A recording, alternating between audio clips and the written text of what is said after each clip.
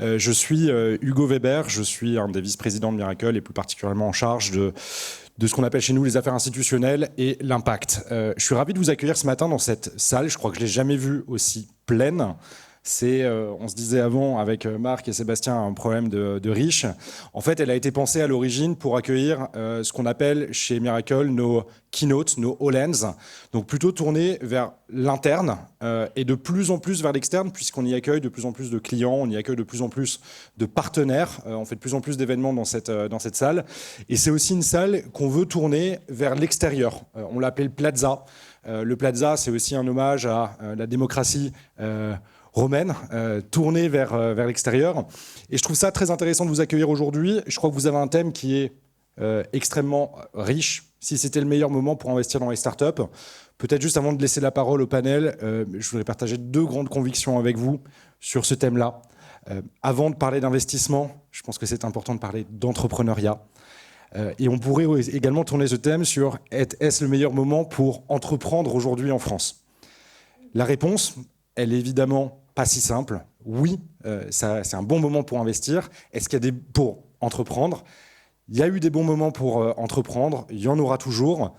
Chez Miracle, aujourd'hui, on est convaincu d'une chose, c'est que les idées, c'est le moteur, c'est l'énergie qui permet d'entreprendre aujourd'hui. Est-ce que le paysage d'entrepreneuriat est plus simple aujourd'hui ? Peut-être un peu plus qu'il y a 12 ans, quand Miracle a été fondé, notamment parce que les pouvoirs publics ont eu une action extrêmement volontariste pour décomplexer l'entrepreneuriat en France. Et je pense que c'est vraiment quelque chose que, moi, quand je prends un peu de recul sur ce qui a été fait chez Miracle, cette décomplexion de l'entrepreneuriat, on le voit chez nos clients, on le voit chez nos partenaires, et on le voit également chez nos collaborateurs, qui sont également force de proposition, et sont toujours extrêmement motivés pour apporter de l'innovation dans ce qu'on fait aussi chez Miracle et prendre des initiatives. Pour recoller un peu plus à votre thème d'aujourd'hui, qui est « Est-ce le meilleur moment pour investir dans des startups ?» La réponse, elle est beaucoup plus simple, elle est oui. Simplement parce qu'aujourd'hui, on a un paysage en France qui est beaucoup plus simple pour investir. Et je pense qu'on peut encore une fois saluer l'action des pouvoirs publics d'avoir réussi 3 choses. La première, de placer la France sur la carte mondiale de la tech et d'attirer des investisseurs étrangers. Miracle en a évidemment bénéficié. Je pense que vous avez tous suivi les levées de fonds qu'on a pu faire. On a eu des fonds anglo-saxons, on a eu des fonds internationaux comme Permira et comme Silver Lake qui ont investi chez Miracle. Et aujourd'hui, c'est nécessaire puisque finalement, l'investissement, c'est peut-être pas l'énergie de l'entrepreneuriat, mais c'est le catalyseur de la croissance de nos entreprises. Le deuxième point sur le sujet de l'investissement dans les startups, c'est le sujet de la massification. Il y a énormément de choses qui ont été mises en place par les pouvoirs publics, notamment les initiatives Tibi, dont vous avez peut-être entendu parler, qui vont permettre de déployer beaucoup plus de capital en France et en Europe. Et le troisième point que je souhaitais mentionner, avant de te laisser la parole, Sébastien, je suis désolé, je suis un tout petit peu long, c'était les nouveaux modes d'investissement, que ce soit du crowdfunding, de l'investissement direct. Il y a aujourd'hui énormément d'innovations dans la manière d'investir dans les startups et je trouve que c'est extrêmement sain, extrêmement bien d'avoir de nouvelles modalités de financement. On parle aussi beaucoup plus de financement en dette aujourd'hui.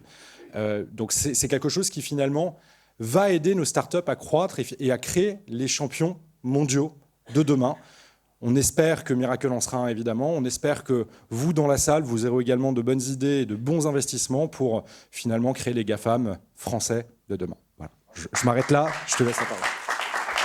Merci Hugo et merci à Miracle effectivement de nous accueillir ce matin. On est ravis. Je vois qu'il y a encore des gens pas forcément très bien assis au fond, donc n'hésitez pas à vous approcher. Et on libérera en plus quelques places devant dans un instant. Et puis comme voilà, parfois en France, on n'est pas toujours à l'heure. Il y a d'autres gens qui vont nous rejoindre, donc ça libérera aussi un peu de place. Donc je suis Sébastien Coinon, ravi d'être avec vous ce matin. Je suis ancien journaliste à BFM pour ceux qui me suivaient, mais surtout aujourd'hui à la tête de la communauté, donc en charge de la communauté de SoWeFund. On est une plateforme de crowdfunding. On se positionne cette année comme le leader du co-investissement, donc dans les startups tech, startups à impact. Donc on vous propose d'investir aux côtés des meilleurs investisseurs, qui soient business angels, qui soient fonds tier 1 de la place ou fonds régionaux sur certains. Je vois des entrepreneurs aussi qui sont actuellement enlevés sur la plateforme. Et donc, on a effectivement ce We Talk là, qui est le premier, j'espère, d'une longue série qu'on propose ce matin. J'ai fait quelques dizaines de webinars là, depuis quelques mois, mais c'est quand même plus sympa de vous avoir en vrai face à moi et de vous laisser tout à l'heure échanger avec nos speakers. Pas besoin de vous les présenter puisqu'ils sont en photo. D'ailleurs, je vais peut-être les appeler à me rejoindre ici, non pas sur scène parce qu'on est au même niveau, mais avec moi. Allez-y, n'hésitez pas. Donc Victoire, Yasmine, Marc et Paul. Et si c'était le meilleur moment pour investir dans les startups, bon Hugo, tu as déjà un peu répondu à la question, mais on va malgré tout se poser la question. Et effectivement, j'insiste, allez-y, il y a 4-5 places devant, donc n'hésitez pas à les remplir. Ça permettra à ceux qui arrivent après de pouvoir... Voilà, merci. Super. Merci 1000 fois. Donc on est ensemble pendant 3 quarts d'heure et puis on vous laisse là, vers 10h moins le quart, évidemment, la parole. On fera tourner un micro dans la salle pour interroger notre panel. Donc on est ravis d'avoir, je vais être galant, donc Victoire à ma droite dans la pet food, donc nourriture à base d'insectes pour chiens et chats. Yasmine à ta droite pour Bibac, donc le réemploi de tout ce qui est assiette utilisable, les emballages de la restauration. Tu en as sauvé par millions, donc j'aimerais bien d'avoir tes derniers métriques avec nous, grâce à toi ce matin. Donc Bibac, et puis Paul Midi, le député, qu'on ne présente plus. Paul, est-ce qu'on peut se tutoyer tous ensemble là, ça moi, vous ça me dérange va, pas? c'est beaucoup plus simple pour moi. Donc, super. Et Marc, Founder Future. On peut peut-être faire un tour de table si vous voulez. Marc, tiens, je te laisse la parole. Alors, entrepreneur. tu me laisses la parole, mais je vais la redonner à Yasmine parce que j'ai des principes, et notamment la galanterie. Allez, vas-y, c'est parti. Merci Marc. Bonjour à tous. Donc moi, c'est Yasmine Daman. On a monté il y a 6 ans Bibac. L'idée, c'est de supprimer les emballages jetables de la restauration. Donc aujourd'hui, on est beaucoup poussé par la loi AGEC. Donc comment on fait ça? On va mettre en place une technologie qui va faciliter le réemploi pour à la fois nos clients, les restaurateurs, mais aussi les consos. Donc le principe est simple, c'est qu'on remet au goût du jour le système de consigne, donc on le modernise. Via de la data. En fait, on va tracer tous les contenants de nos clients. Donc, ils vont récupérer de la data, ils vont optimiser la gestion du stock, etc. Et 2, on va faciliter le retour des emballages pour les consos. Donc, dans une borne automatique qui va, 1, reconnaître les emballages et 2, qui va rembourser de manière dématérialisée le montant de la consigne sur n'importe quel moyen de paiement. Carte bleue, badge d'entreprise, Lydia, etc. Donc, aujourd'hui, pour répondre à ta question, on a permis d'éviter plus de 3 millions d'emballages jetables. On a plus de 300 bornes sur le marché, donc toute France, Benelux, qui est un marché qui explose aussi pour la consigne. Et puis nos clients sont les grands groupes, à peu près tout le CAC 40, Parc Astérix, on installe demain les Zéniths de Paris. Donc c'est une grosse fierté pour nous, le B2C, parce que, je le disais tout à l'heure à Victoire, la loi AGEC, c'est 2023, Bibac, c'est 2018. Donc entre 2018 et 2023, on a évangélisé le marché. On a expliqué pourquoi le réemploi, c'était la marge de l'histoire et nécessaire pour la transition écologique. Voilà. Bravo. Et en start-up, les années comptent au moins double, voire triple. Donc oui, il y a eu un peu de boulot, alors, j'imagine, depuis 2018. Victoire, vas-y, je t'en prie. Bonjour à tous, donc moi je suis Victoire Baudin, la fondatrice de FunkFeed, et chez FunkFeed on produit des insectes bien élevés, et d'ailleurs on s'appelle FunkFeed pour Fungus, l'ordre des champignons, puisqu'on est basé sur la plus grande champignonnière de France qui vend du champignon de Paris frais. Si vous mangez des champignons de la ferme de la Gontière, vous mangez comme mes insectes, parce qu'on vient récupérer en fait tous leurs invendus, les champignons mal calibrés qui ont une petite tache, etc., pour nourrir nos insectes. Donc on ne cultive pas pour produire notre protéine animale, et je pense que maintenant, grâce à tout ce qu'on sait, vous savez qu'il y a un gros enjeu sur comment on produit nos protéines, et notamment les protéines animales. Et notre particularité à nous, c'est que FunkFeed, c'est aussi une marque que j'aime dire durable et désirable pour chiens et chats, et en fait c'est nos animaux de compagnie qui nous éduquent sur les bienfaits de la consommation d'insectes, notamment en termes de santé et de nutrition. Super. Yasmine, si tu peux... on n'a que 3 micros, désolé, il faut faire tourner un peu. Donc tu veux que je me présente, c'est ça? Eh bien oui, pitch elevator, allez, le député. Génial. Paul Midi, donc moi je suis député de l'Essonne, ma circonscription c'est 80% du plateau de Saclay, donc tout l'écosystème d'innovation Paris-Saclay. Moi avant d'être député, j'étais entrepreneur, j'avais créé ma première boîte sur le plateau de Saclay. Ensuite je suis allé dans le conseil, et ensuite je suis revenu dans le e-commerce. Pour vous citer quelques-unes des aventures auxquelles j'ai participé, j'ai fait toute l'aventure Jumia, qui est le Amazon africain, première licorne africaines. J'ai été par exemple CEO de Jumia Travel, qui est un équivalent de Booking.com ou Expedia, la réservation d'hôtels et de vols. Et j'ai dirigé Frishti, que vous connaissez peut-être si vous êtes parisien. Voilà, et jusqu'à après commencer à dévier du côté de la politique. J'ai dirigé La République En Marche, qui est une forme de start-up innovante aussi, avant d'être élu il y a un peu moins de 2 ans, et donc de me focaliser sur 2 aspects, 2 axes de travail. Le premier, c'est le développement de notre French Tech et de notre écosystème de PME innovantes.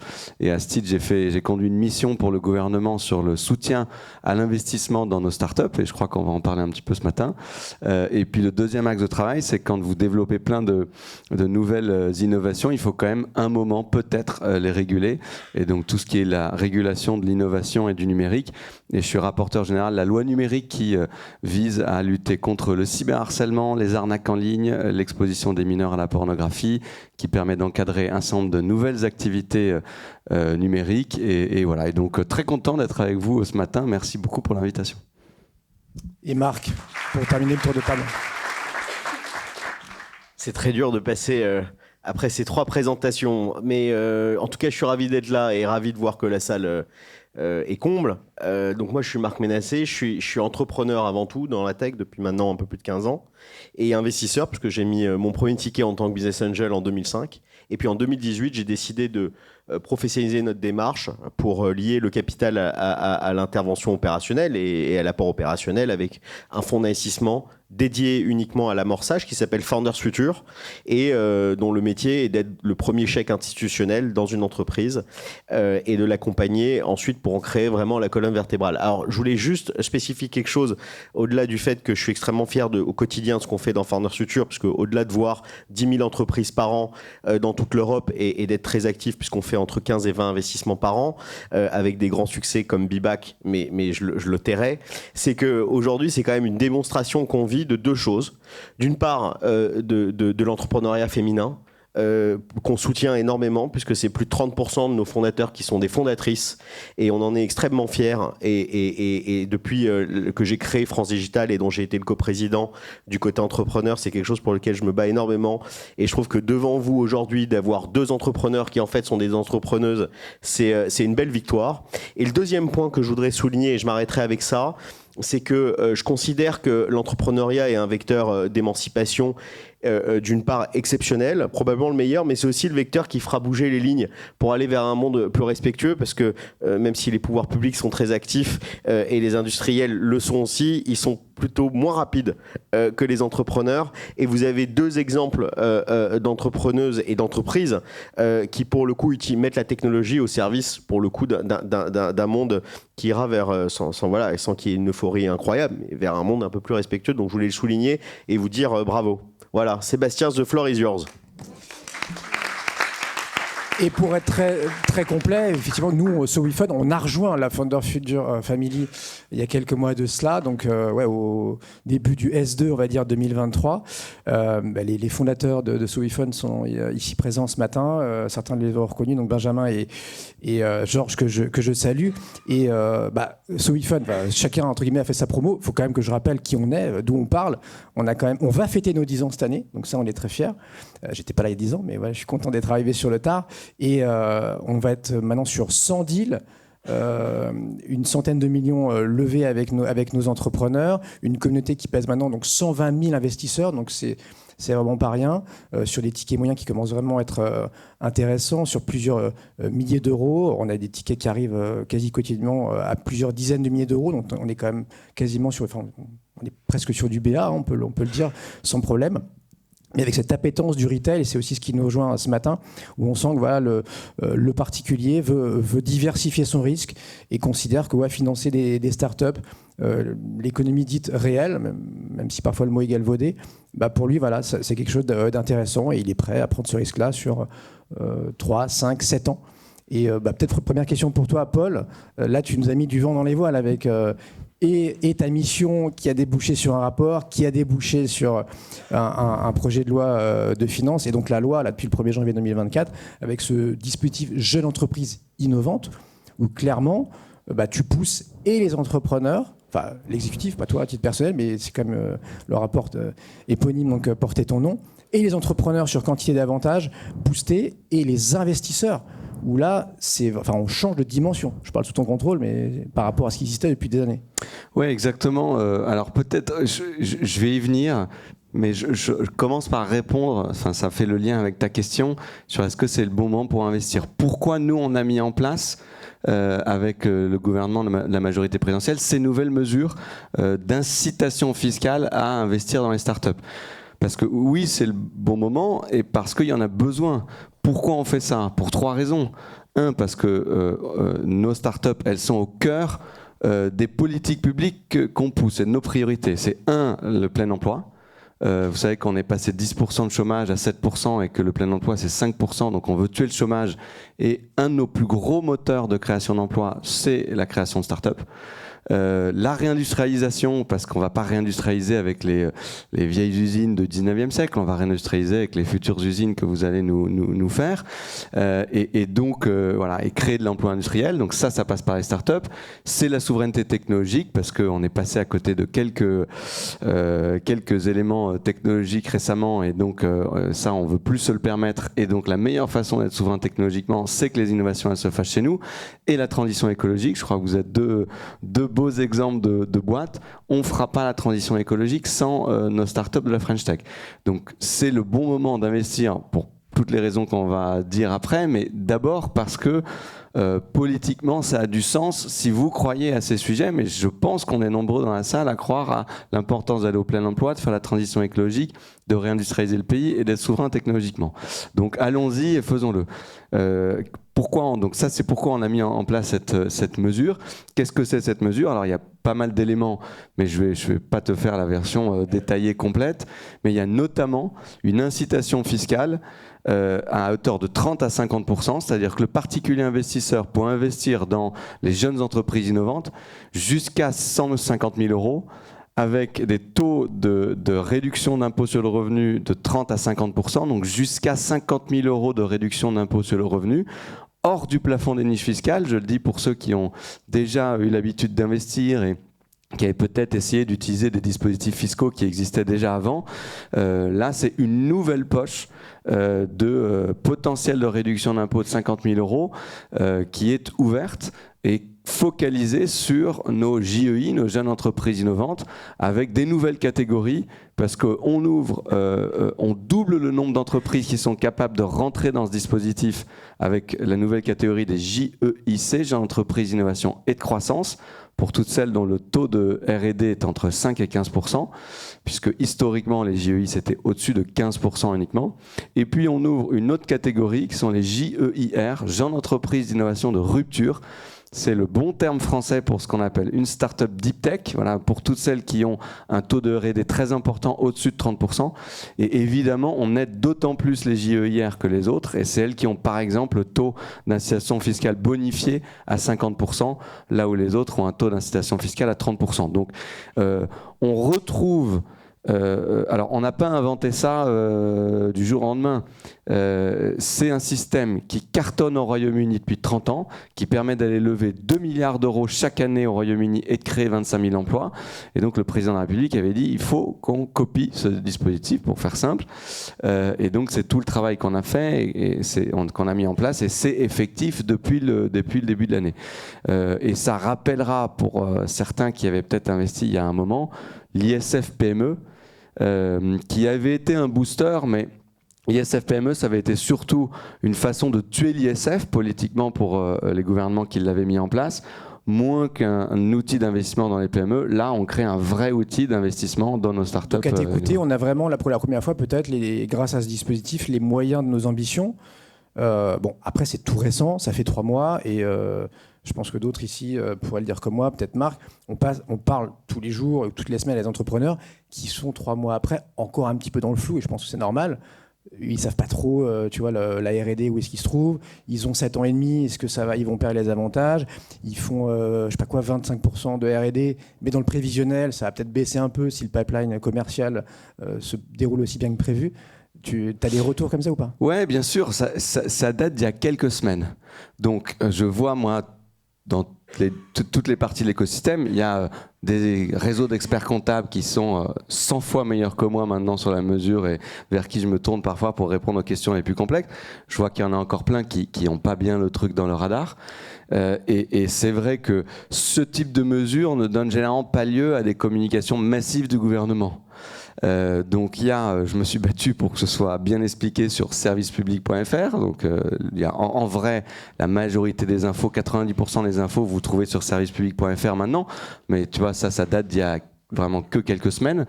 Donc oui, il y a beaucoup de questions qui se posent. Moi, je suis à dispo, n'hésitez pas pour y répondre parce que c'est toujours les mêmes questions qui reviennent. Donc je commence à les connaître par cœur. Je pourrais te faire le Q&A en direct, mais je vais vous éviter ça.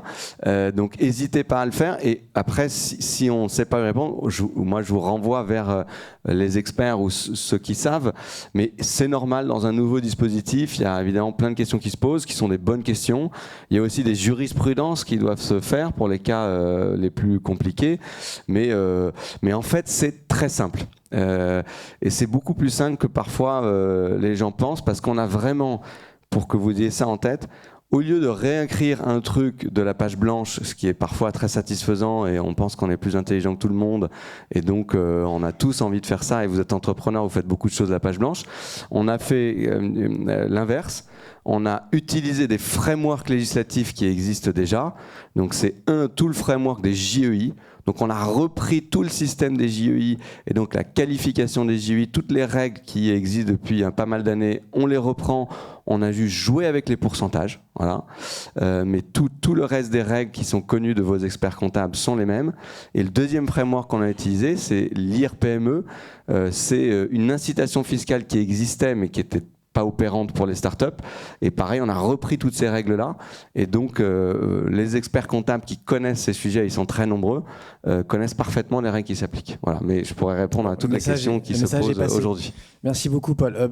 Marc, je te laisse prendre le micro peut-être pour nous dépeindre un peu ce qu'on vient de vivre là sur l'idée, c'est pas de regarder trop dans le rétro, mais de prendre 2 minutes peut-être pour se remémorer ce qui s'est passé ces 2-3 ans. Et aussi bon, on a commencé à y répondre, mais de continuer à répondre à cette question qui pourrait ressembler pour certains, notamment je pense à des entrepreneurs, tu vois, qui galèrent sur le refinancement, etc. C'est pas une provocation, là, c'est vraiment une conviction. On pense que depuis quelques semaines, alors c'est pas au 1er janvier, mais depuis quelques semaines, on a un basculement et qu'a priori le cru 24 s'annonce plutôt pas mal. Je parle sous ton contrôle encore une fois. Oui, donc merci de me poser la question. Donc nous, c'est vrai que chez Founders Future, on a un poste d'observation qui est assez important, parce que je vous le disais, c'est extrêmement volumique. On voit beaucoup d'entreprises, on revoit beaucoup d'entreprises, puisque des entreprises qui sont venues en 2019 nous pitcher pour lever de l'argent, elles peuvent revenir en 2021 et en 2023, puisqu'elles ont plusieurs cycles de financement. Et surtout, on a un portefeuille assez volumique. Pour vous donner quelques chiffres, on a 90 sociétés en entreprise pour une valo consolidée à peu près de l'ensemble des entreprises de 5 milliards, créée de la page blanche pour le coup, en 2018. Donc ça marche bien, on est content, on se fait mal, c'est-à-dire que, et notamment les entrepreneurs qu'on a accompagnés énormément, en particulier en 2022, quand le marché s'est refermé, on a fait en sorte, on a vu qu'ils avaient mal et de les accompagner dans du restructuring, dans mieux évaluer leur croissance, peut-être aller chercher de la croissance plus rentable. Et avec l'équipe d'une douzaine de personnes de Founders Future, on s'est attelé à ça. Ça a donné de très bons résultats. Voilà, je dois dire qu'aujourd'hui, sorti, je dirais, de l'année et demie, des 18 mois où tout le monde s'est fait très mal, on a aujourd'hui des entreprises qui sont arrivées même plus vite à la rentabilité, ou qui commencent à réattirer des fonds d'investissement qui sont beaucoup plus piqués dans leur choix, beaucoup plus sélectifs, mais avec une vraie réouverture de marché, je dirais, à peu près depuis 6 mois, probablement. Et en plus, comme on a fait le pari très tôt de la tech for good chez Founders Future, on voit que ces entreprises qui arrivent à mixer un modèle tech et d'impact attirent énormément de capitaux, puisque, comme Paul le mentionnait précédemment, c'est une volonté des pouvoirs publics de flécher de l'argent à travers BPI et l'ensemble des dispositifs vers ce type d'entreprise, ce qui fait que ça crée des vrais heureux élus. L'autre point, c'est quand un marché, quand il fait froid sur le marché, ce qui a été le cas pendant 18 mois, les équipes qui se lancent sur le marché sont bien meilleures. Parce que vous n'avez pas d'opportunistes. Quand il fait froid, vous avez des gens qui réfléchissent extrêmement bien leur entreprise et leur projet, qui s'associent très bien Donc s'associer très bien, c'est avoir un cofondateur, une cofondatrice très complémentaire de son passé et qui surtout se lance sur un marché adressable où le problème à résoudre est un vrai problème. Et je le souligne parce qu'en fait, en 2021, ce qu'on a vécu, et ça a été une année pour certains formidable, mais pour des gens comme moi affreuse, c'est que n'importe quelle personne se réveille le matin en disant que c'était en se laissant penser que c'était formidable de lancer une entreprise et très facile. Déjà, c'est pas facile de lancer une boîte. Je peux vous dire, j'en ai lancé 4. C'est très compliqué. Et c'est d'autant plus compliqué quand vous réfléchissez pas en amont, finalement, à la taille du marché adressable et vous vous lancez dans un petit problème sympathique à résoudre. Et en 2021, tout le monde lançait un petit truc sympathique à résoudre et se levait et levait plusieurs millions dans la semaine. Tout ça, c'est fini. Et comme ça, c'est fini, le bruit ambiant s'est tu. Et ça nous laisse l'opportunité pour des gens comme nous, pour des gens comme SoWeFund et d'autres, je dirais, investisseurs du marché, de bien faire notre travail.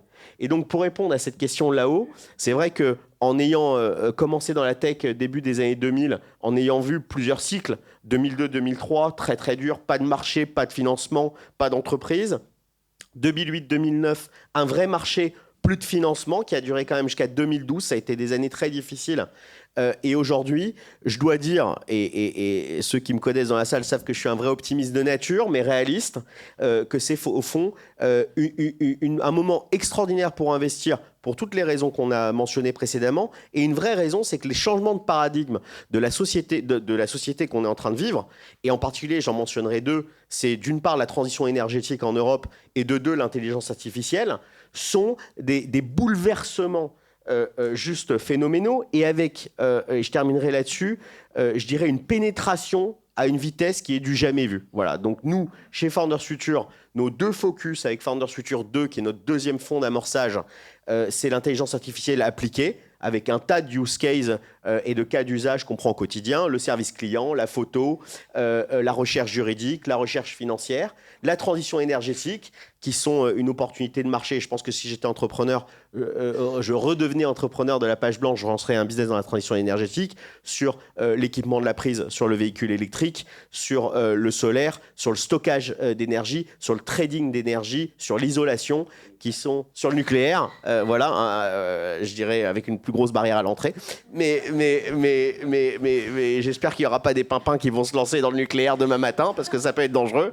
Mais en tout cas, et pour les investisseurs et les entrepreneurs qui sont dans la salle, parce que c'est aussi ce que j'ai entendu, et cette vraie fierté d'avoir une salle qui est vraiment très hybride, entrepreneurs-investisseurs, de dire au fond que voilà, le meilleur est à venir à partir de 2024, avec des entreprises qui ont enfin atteint des vrais fondamentaux et des équipes entrepreneuriales formidables dont Victoire et Yasmine font partie. Donc je leur passe la parole. Bah oui, on va vous faire témoigner. Yasmine, peut-être si tu veux démarrer sur ce shift que tu as vécu, j'imagine, et comme Victoire, de croissance, puisque vous étiez financé, à rentabilité. La rentabilité, c'est vrai que tout le monde en parle. Peu la voient vraiment au bout du chemin. Est-ce que toi aussi, voilà, comment tu as vécu ce shift-là ? On va pas se mentir, ça a été douloureux, parce que quand vous montez une boîte où le seul mantra c'est la croissance à tout prix, quoi qu'il en coûte, et que du jour au lendemain, enfin littéralement, en fait il faut être rentable, il faut se restructurer, il faut avoir une croissance plus raisonnée et raisonnable, en fait on passe par du restructuring. On passe par des moments pas simples où il faut dire non à plein de clients, parce que la croissance à tout prix, c'est quel que soit le marché, moi je prends tout ce qui passe, parce que de toute façon, on est en plus nous sur un nouveau mode d'usage, et donc tous les marchés sont bons à prendre. Et donc du coup, on s'est vraiment reposé sur les fondamentaux, on s'est assaini, et ça fait du bien en tant que dirigeante de se dire, moi j'avance vers la rentabilité. Et quand je parle à mes proches, parce que je suis très taiseuse, mon entrepreneuriat prend tellement de place dans ma vie que quand je rentre chez moi, j'ai plus du tout envie d'en parler. Mais cette période-là a été difficile, et j'en parlais à mon père, et ça m'a vraiment marqué. Il me fait, mais pourquoi t'as pas pensé une boîte rentable ? C'est trop bizarre. Bah ouais, en fait, en 2018, quand on levait des fonds, on utilisait très peu ou pas ce mot. Enfin, c'est bête, hein, mais... et du coup, on a été un peu matrixés par ces levées de fonds faciles et on ne se posait pas les bonnes questions. Donc aujourd'hui, ça fait du bien de piloter une boîte quand on sait où on va. Et quand le seul objectif, c'est évidemment une croissance, mais la rentabilité. Donc vraiment, il y a 2 métriques c'est notre obsession au quotidien. Et en fait, ça ne veut pas dire qu'on ne croit pas, mais on croit mieux. Moi, j'ai un profond respect pour ceux qui me connaissent, pour les entrepreneurs, mais j'ai coutume de dire sous forme de boutade depuis quelques temps que c'est peut-être le pire job du monde. Parfois, Victor. Ou le meilleur aussi, mais bon. Alors moi, par les étapes par lesquelles vous passez. Je trouve que c'est le meilleur, mais je crois que moi j'ai une chance folle, c'est de ne pas être dans la matrice au début. Moi je suis biologiste, entomologiste de base, et en fait, entre autres, on a une marque, puisque dès le début, parce que l'élevage d'insectes, c'est beaucoup d'investissement au début pour des marchés qui s'ouvrent, mais qui sont encore naissants, qu'on doit construire, évangéliser. Nous, on a un vrai problème sur la culture, notamment en France, avec toute notre culture gastronomique, etc. Parce que nous, notre grand rêve, c'est aussi de nourrir les humains. Mais on pense que pour l'instant, on n'est pas prêt. Tout le monde, si vous avez consommé des insectes, je pense que c'est un peu en mode Koh-Lanta sur le défi et pas du tout sur quelque chose de conscient et dans le plaisir, alors que je vous assure, vous allez en avoir plus tard. Et donc je disais, moi je crois que j'ai une chance folle d'avoir jamais été dans la matrice et d'avoir toujours, j'allais dire, un bon sens paysan. Moi je viens de Bourgogne, d'un tout petit village. Et c'est vrai qu'on avait cette envie, et aussi parce qu'on était les derniers des éleveurs d'insectes, donc on a dû réfléchir déjà autrement comparé à nos grands frères que vous connaissez tous, Insect et Innovafeed, et qui font un travail formidable. Mais c'est vrai que nous on est arrivés après. Donc on s'est vraiment questionné de comment on allait fonctionner, etc. Et pareil, moi j'ai jamais été extrêmement financée. Donc j'ai jamais été très riche et débordante d'argent. Donc en fait, on a toujours investi dans ce qui allait nous servir tout de suite. Et donc on a été obligés, au bon sens, entre guillemets, par cette contrainte-là. Mais pour autant, ça a quand même été douloureux pour nous, cette phase aussi, puisque tout s'est contracté et en même temps notre marché. Alors nous, on a un problème de riche, c'est qu'on a une croissance, j'allais dire naturelle, mais parce qu'on a visé un marché captif aussi dès le début, parce que tout le monde venait nous challenger, de dire mais vous allez évangéliser les vétérinaires, vous êtes fous, on était 2 à l'époque, etc. Donc c'est vrai qu'on était un peu fous. Mais donc et chez les vétérinaires, pardon, je te coupe, ouais. Et chez le retail, donc le particulier, en plus il y a du repeat puisqu'il s'abonne une fois sur 2. Ouais. Donc effectivement, c'est bien ventilé, quoi. Mais au tout début, on n'était que vétérinaire, et c'est vrai qu'après, pour plein de raisons que je pourrais vous détailler, mais c'est de l'intelligence économique, on a sorti notre e-commerce et en fait les 2 canaux s'auto-nourrissent tous les 2, et donc nous on a une croissance naturelle. Moi j'ai plus de commercial, j'ai eu un commercial pendant 1 an à tout casser, et après on a dû le faire partir parce que sinon on était en rupture. Donc on a cette chance-là, mais pour autant, on n'a pas pu aller aussi vite que ce qu'on avait prévu parce que tout s'est contracté, et sur le marché de la vente, parce qu'on était au max, on devait investir dans notre chaîne de fabrication et on n'a pas pu. Donc là, en fait, effectivement, on se pose les bonnes questions de comment on continue de faire de la croissance et d'animer tous ces réseaux-là avec peu d'argent, pas la possibilité d'investir, et donc comment on navigue là-dessus. Et moi, je pense qu'effectivement, ça fait ressortir le meilleur parce qu'on est obligé de se dire ok, j'ai ces briques agencées comme ça, est-ce que je peux les bouger ou pas? Et donc, déjà, chose qu'on fait de manière habituelle quand on est entrepreneur, de venir challenger tout ce qui est construit. Mais là, je pense qu'on l'a tous fait fois 1000 pour justement passer au mieux cette période.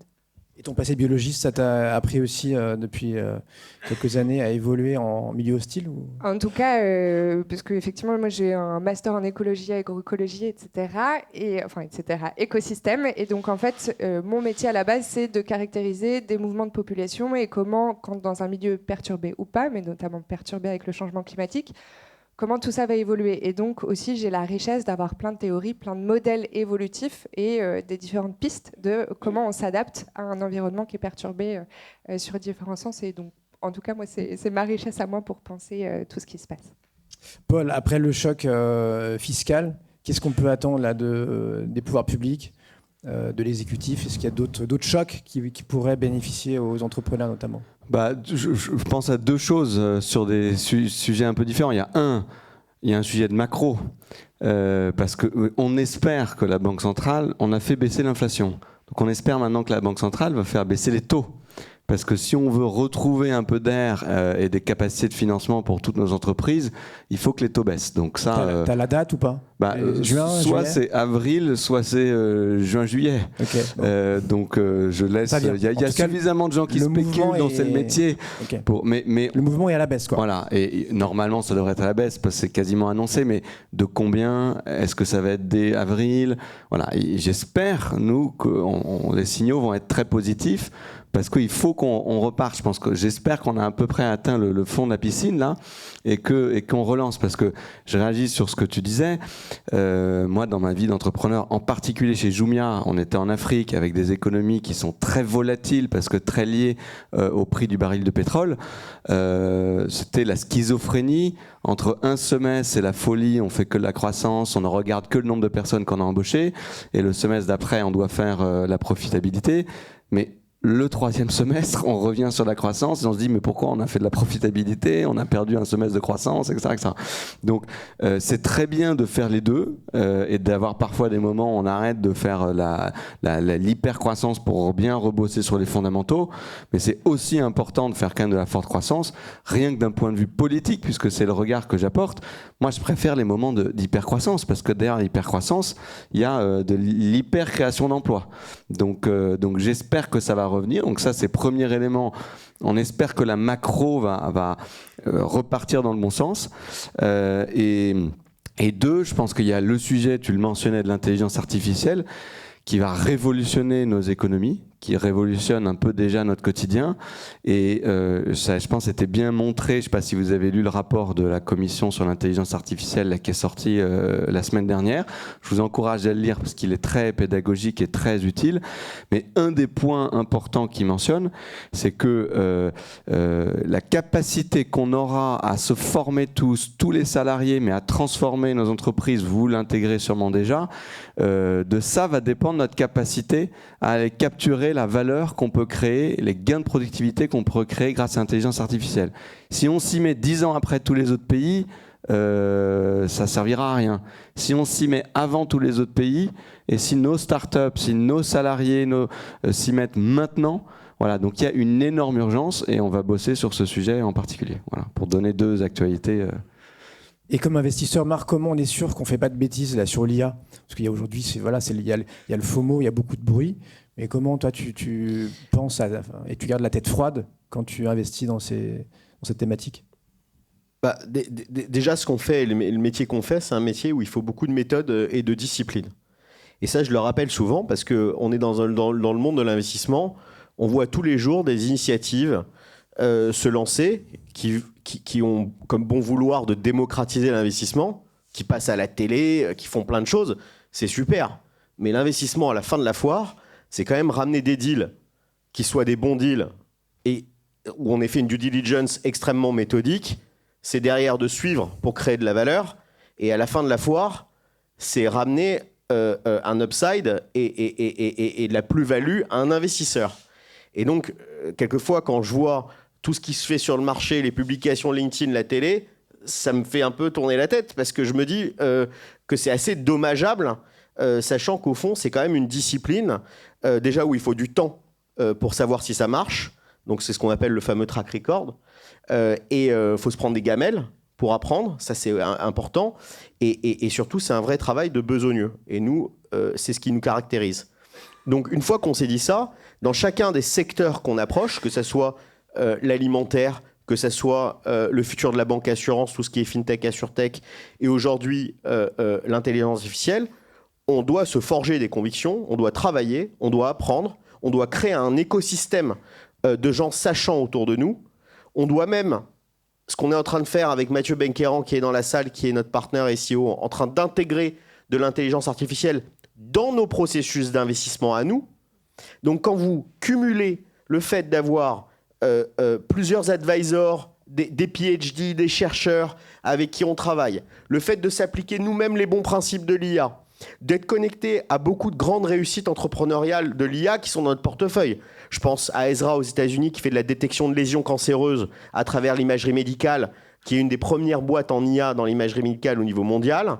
Je pense à Vision, entreprise française, première promotion du master XHEC qui fait de la détection de vol en magasin à travers l'intelligence artificielle sur les caméras de vidéosurveillance. Je pense à Omi Studio qui digitalise toute la production photographique pour les produits. Bon, tout ça, c'est des grandes réussites au sein de notre portefeuille où finalement on active la communauté de fondateurs dans Founders Future au profit des nouveaux fondateurs qui vont arriver et surtout de l'analyse des dossiers. Donc c'est notre approche. Et puis le dernier point qui est quand même important, je voudrais souligner, et qui est aussi la grande fierté que j'ai à travailler au quotidien avec Georges et Benjamin, qui sont les fondateurs de SoWeFund, c'est que la mission qu'on a, si vous voulez, chez Founders Future, et qu'on a réalisé, parce qu'on a parlé beaucoup des entrepreneurs, mais il faut aussi parler des investisseurs du fonds de Founders Future, pour que les gens aient bien la vision de ça. On a, en lançant Founders Future en 2018, été voir des très grandes familles industrielles européennes, des très grands corporates, des très grands institutionnels, en leur disant... Vous avez toujours investi sur des entreprises qui sont en série A, en série B, en série C. Il y a une classe d'actifs exceptionnelle, c'est l'amorçage. Parce que c'est l'amorçage, c'est là où tout débute, c'est là où tout démarre. Donc, plutôt que d'investir dans un truc plutôt late stage, venez au début en ayant bien sûr des bons principes de gestion, comme la diversification, comme la capacité d'analyse, qui font qu'on arrive à leur apporter un objet sur la table qu'ils ne comprennent pas forcément de prime abord, mais en tout cas avec les mots et la méthode qui comprennent. Et puis ça, on l'a fait auprès de grands investisseurs. Et puis cette mission que j'ai finalement, depuis que j'ai commencé à investir, qui est de filer le virus à tout le monde de l'investissement et de devenir business angel, parce que ce que Victoire et Yasmine vous ont pas dit, c'est qu'avoir des business angels dans son entreprise, que moi j'ai eu à chaque fois, et avoir cette diversité capitalistique, c'est un apport exceptionnel. Parce que quand vous avez un business angel à bord, vous avez non seulement un investisseur, mais vous avez un mentor, vous avez du réconfort quand vous allez pas bien, vous avez une ouverture de réseau quand vous en avez besoin, et donc c'est exceptionnel. Et donc la mission qu'on a avec Georges et Benjamin chez SoWeFund, c'est de démocratiser ça, et finalement de prendre les meilleures méthodes qu'on a créées dans Founders Future pour les miniaturiser, en quelque sorte, et les ramener à tous les gens qui veulent investir, mais avec un vrai tampon et une vraie équation économique, parce que, j'aime beaucoup le préciser, quand un investisseur de SoWeFund met 100 € sur SoWeFund, c'est 100 € qui vont dans l'entreprise. Alors que vous regardez tous les clubs du marché et plein d'initiatives du marché, quand vous regardez le nombre de fees qui s'accumulent, et je vous invite à regarder spécifiquement, la vérité c'est qu'il y a beaucoup moins qui vont dans l'entreprise, et nous c'est la promesse qu'on fait à nos investisseurs, et puis au fond je pense que c'est comme ça qu'on crée une firme qui sera là quand peut-être nous on sera plus là. Un mot des valos avant de vous laisser la parole. Vous avez peut-être des questions, enfin j'espère, pour nos speakers ce matin. Après tout ce qu'on a dit, on voit que les valorisations elles sont atterries, on va dire, et beaucoup plus raisonnables. Est-ce que vous diriez ça vous aussi, Mesdemoiselles, Victoire, Yasmine? Alors moi clairement, mais toujours la chance ou la malchance de jamais avoir levé. Donc moi j'arrive au moment où on est redevenu à peu près raisonnable et raisonné là-dedans. Peut-être pas forcément dans mon propre intérêt personnel là-dessus, mais sur le long terme, je crois que profondément que si. Au contraire, justement, d'avoir ces valos-là. Et ça, je pense que beaucoup de fondateurs sont revenus un peu aussi à comprendre que, OK, il valait peut-être mieux avoir une valo raisonnable et pas aller au casse-pipe pour le tour d'après, etc., en fonction de ce qui s'est passé. Donc, je suis bien d'accord pour dire que c'est venu sur quelque chose de plus raisonné. Et moi, juste pour faire une petite digression et un petit message politique sur l'investissement, mais parce que je le vois beaucoup avec mes clients qui font un acte un peu militant en achetant FunkFeed. En fait, investir aussi dans les startups et notamment avec le crowdfunding, etc., ça permet aussi à ceux qui peuvent, en tout cas, de participer. Et OK, effectivement, il y a un énorme momentum politique, plein de choses qui sont faites, mais ça ira toujours plus vite. Et moi, c'est pour ça que j'ai shifté aussi de chercheur à entrepreneur. C'est que la recherche aussi, elle a son rythme et qu'en fait, c'est les entreprises et les personnes qui investissent ou qui achètent à ces fameuses entreprises qui font vraiment bouger le monde. Et en ce sens, je pense que c'est aussi un bon outil politique, j'allais dire, pour défrustrer certaines personnes et faire sa part et en tout cas se sentir acteur de notre société et économie, quoi.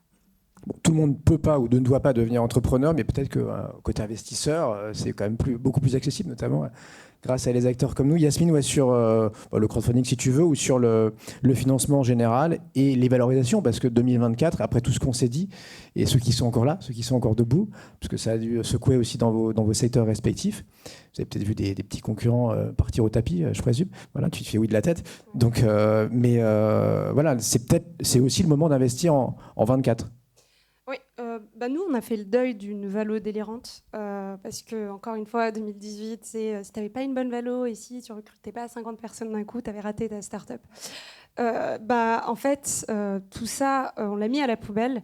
Et comme tu dis, en fait, une valo raisonnable aujourd'hui, c'est se prémunir d'un bon TRI demain, un bon exit, etc.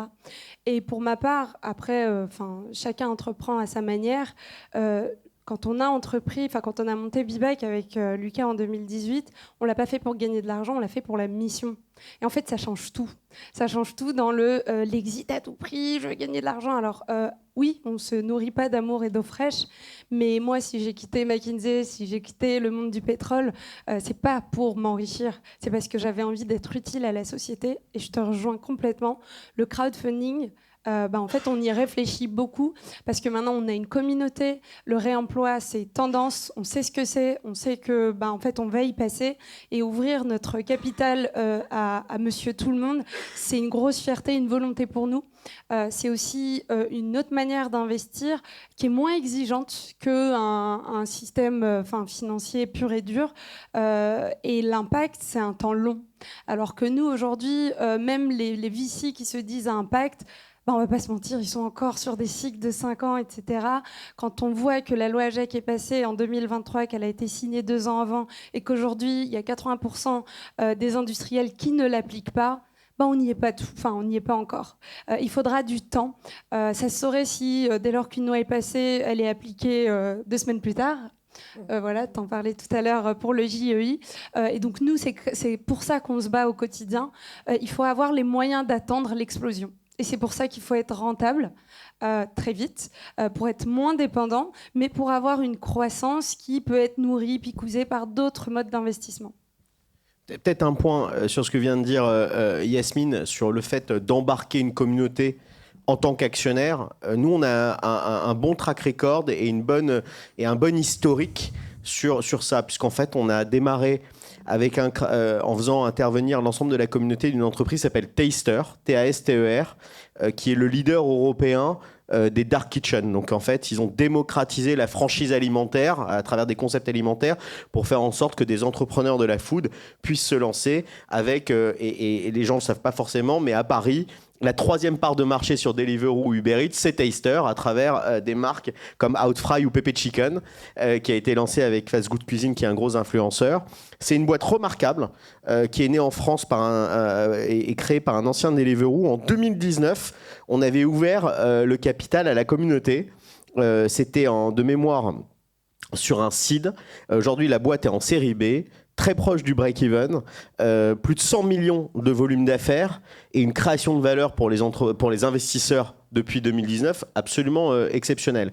Je repense aussi à une société de tech for good qu'on a en portefeuille qui s'appelle 900.care, qui fait la marque d'hygiène, donc de gel douche et de dentifrice zéro déchet pour ceux qui la connaissent sur abonnement. C'est une entreprise qui a 1 an et demi. On a fait venir à nos côtés la communauté d'abonnés dans un modèle au fond qu'on peut qualifier de mutualiste, parce que en fait c'est un modèle ancien qui existe depuis longtemps, de faire en fait venir en tant qu'actionnaire ses clients.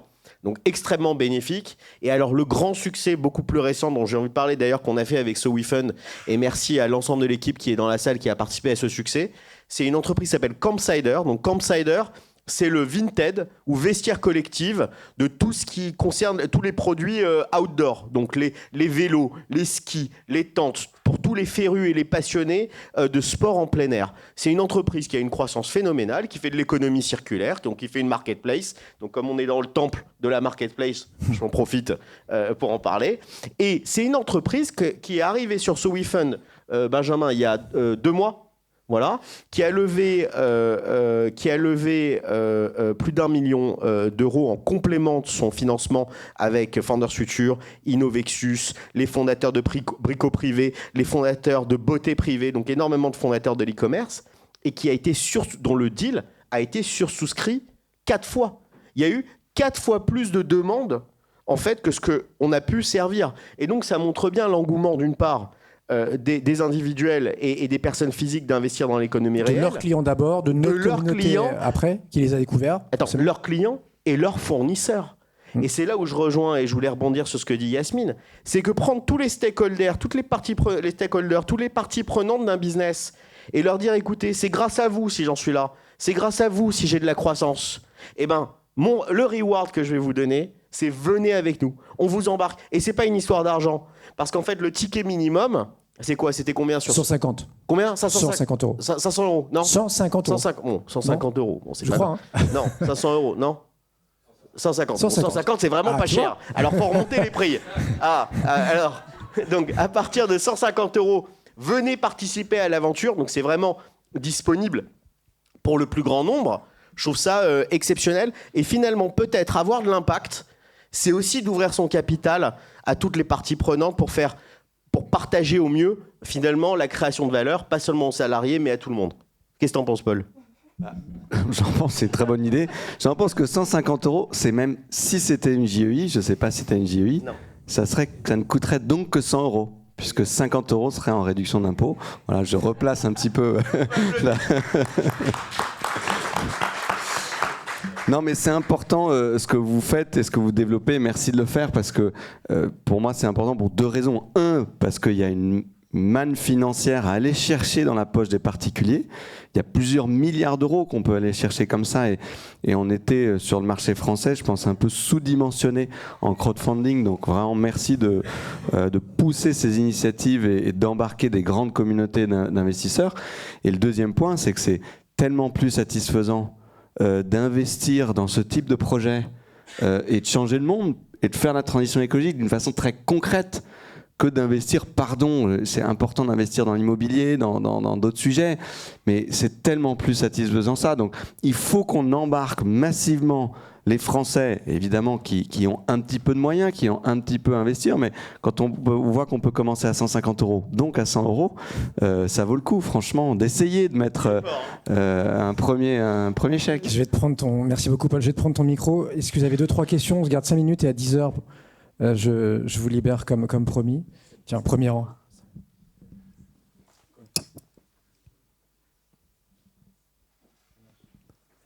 Oui, allez-y, je vous en prie. Donc Franck Pierre, investisseur chez SoWeFund, dans différentes sociétés de SoWeFund, également depuis de nombreuses années, et en particulier dans les sociétés à impact dans le domaine de l'agroalimentaire, des cosmétiques et autres. On parlait tout à l'heure, et également je suis dans le niveau professionnel, directeur des partenariats et de la stratégie et d'innovation dans différentes sociétés, dont des sociétés qui élèvent des insectes. Voilà. On parlait tout à l'heure d'hypercroissance. Lorsqu'on parle de start-up industrielle, comme on l'évoquait tout à l'heure, on n'est pas en train de parler de 100 euros, de 1 million ou même de 10. On parle de centaines de millions pour pouvoir sortir une usine de terre, voire de plusieurs centaines de millions pour pouvoir en faire une deuxième ou une troisième. Et donc, comment en fait,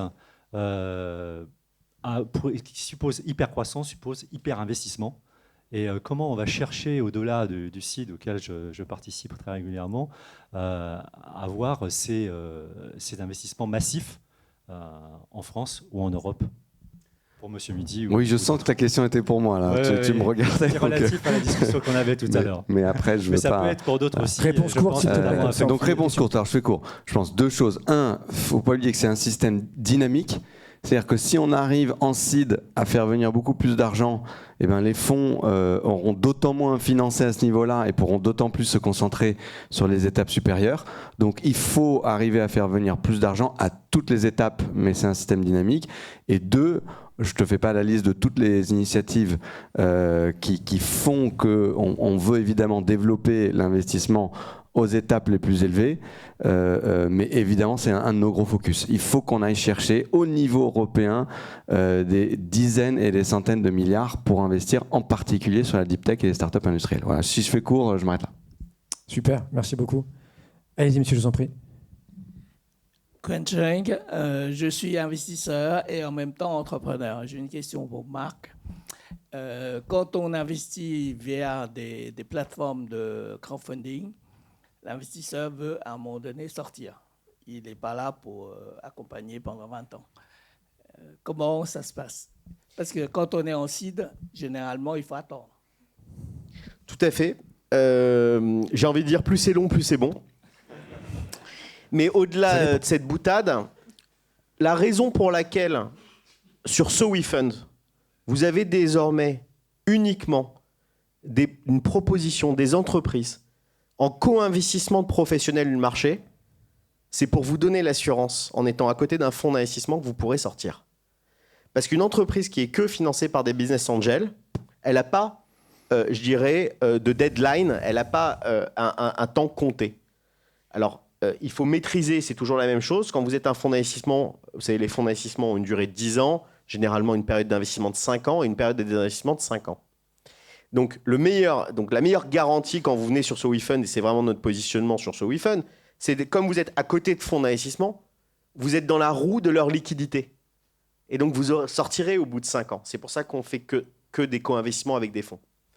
Le point qui est important, c'est que dans les entreprises que vous avez vues et que vous voyez au quotidien sur SoWeFund, et qui est notre quotidien aussi chez Founders Future, vous avez toujours une logique à équilibrer les choses entre création de valeur et sortie. Pourquoi ? Parce qu'en fait, monter une boîte, enfin, je peux vous le dire, je suis passé par là plusieurs fois, ça met du temps. Et une belle boîte, ça met encore plus de temps.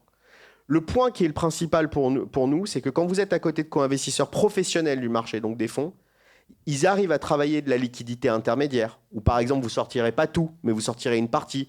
Vous reprendrez votre mise de départ. Et donc, du coup, de faire en sorte que ce soit une équation économique pour vous en tant qu'investisseur vertueuse. Et moi, je peux vous le dire, c'est ma mission. Parce que je considère qu'au-delà de tout le travail qui est fait par nos pouvoirs publics et nos députés, ce qui au fond compte et fait que l'argent rejaillit dans notre écosystème, c'est que ça soit une équation économique viable.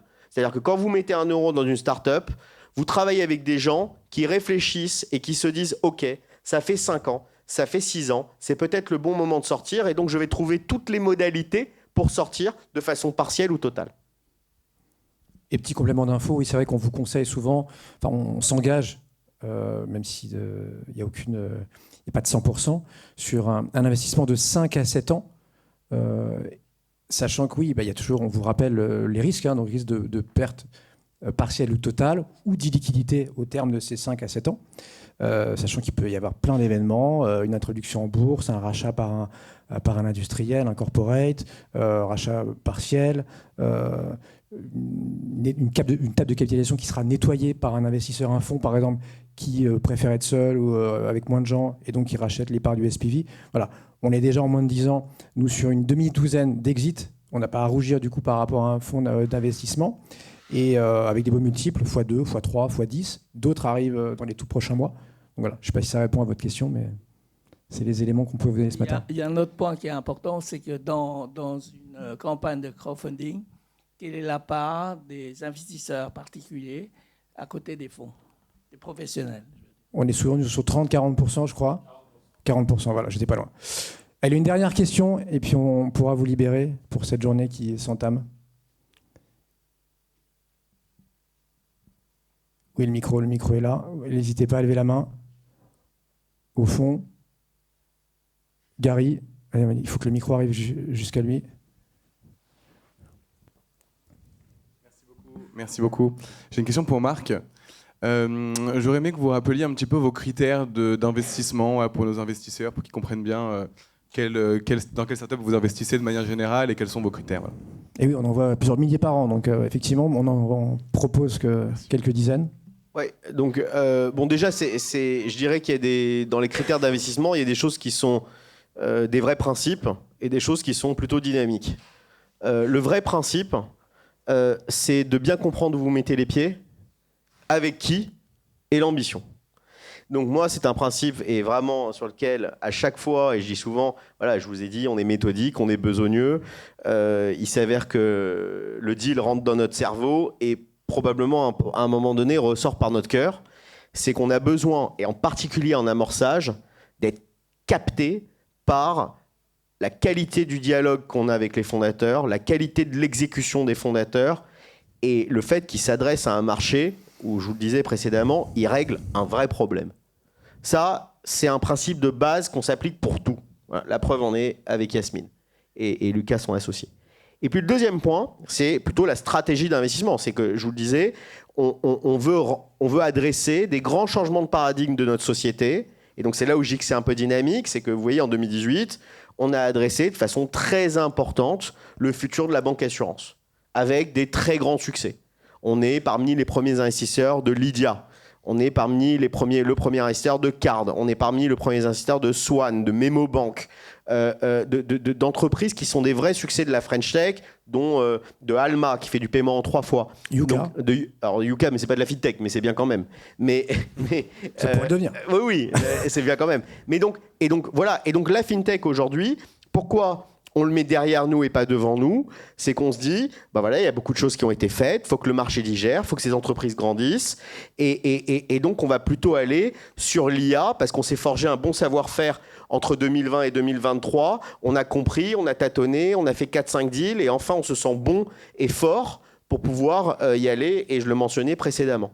Donc, du coup, on applique des critères qui, dans cette deuxième volet, sont des critères plutôt de hard skills, où vraiment on va se mettre dans une grille de lecture, qui est une grille de lecture où on va faire beaucoup de ref calls, beaucoup de références sur des clients, des anciens employeurs, sur la qualité du modèle économique, sur le marché adressable, sur la dynamique concurrentielle, pour enfin donner un go-no-go à notre investissement. Merci pour ta réponse. On va remercier nos 4 speakers. Je vais vous remercier, moi, d'être venu jusqu'à nous chez Miracle et de nous avoir accueillis, Hugo. Merci encore. Et notre partenaire presse, Madines, à quelques jours de la Madi Keynote. Si vous n'êtes pas encore inscrit, c'est le moment. Et donc, je vous souhaite une excellente journée. Je vous dis à très bientôt. On se reprend un petit café à côté si vous le souhaitez. Et on se retrouvera avant l'été, sûrement en juin, pour un événement du même type. Merci encore. Bonne journée.